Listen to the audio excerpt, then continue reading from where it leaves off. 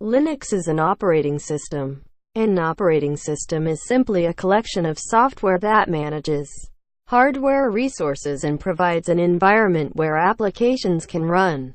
The operating system allows applications to store information, send documents to printers, interact with users, and other things. Linux is also a kernel. Typically, when the term Linux is used, it refers to the Linux operating system as a whole. However, it can refer to just the Linux kernel as well. The Linux kernel is the core or the heart of the operating system. It's the layer that sits between the hardware and applications. Said another way, it's the intermediary between software and hardware. However, to have a useful operating system, you need other components in addition to the kernel. These components can include system libraries, graphical user interfaces, email, utilities, web browsers, and other programs. Linus Torvalds created Linux when he was a student at the University of Helsinki studying computer science. In early 1991, he purchased an IBM-compatible personal computer that came with the MS-DOS operating system. Linus wasn't satisfied with MS-DOS and wanted to use a Unix operating system, like he was accustomed to at the university. When he set out to obtain a copy of Unix for his personal use, he found that the least expensive Unix he could buy was about $5,000 USD. Driven by the desire to run a Unix-like operating system on his personal computer, he set out to create Linux. Linus and over 100 developers worked on Linux over the next couple of years, and in March of 1994, version 1.0 of the Linux kernel was released.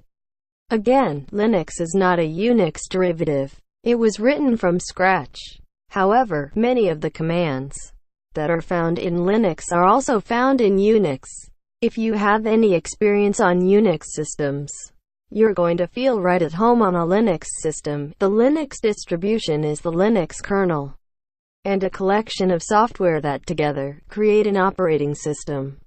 Each distribution has its own goals and areas of focus. Your choice of distribution will depend on what you're trying to accomplish. There are distributions that are commercial. These commercial Linux distributions are backed by corporations and you can buy support from them. There are non-commercial Linux distributions.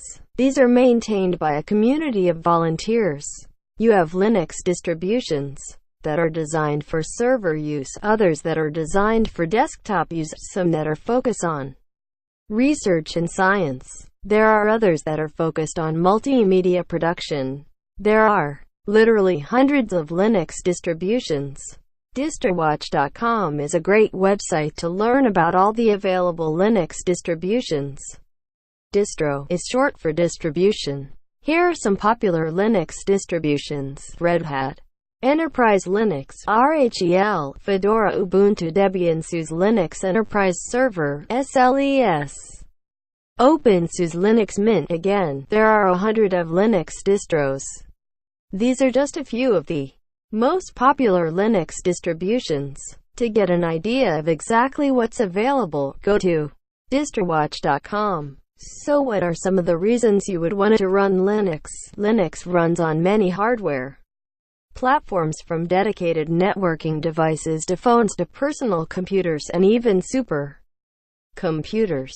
Proprietary Unix operating systems typically only run on their hardware from their company. For example, HP UX only runs on HP servers, X only runs on IBM servers.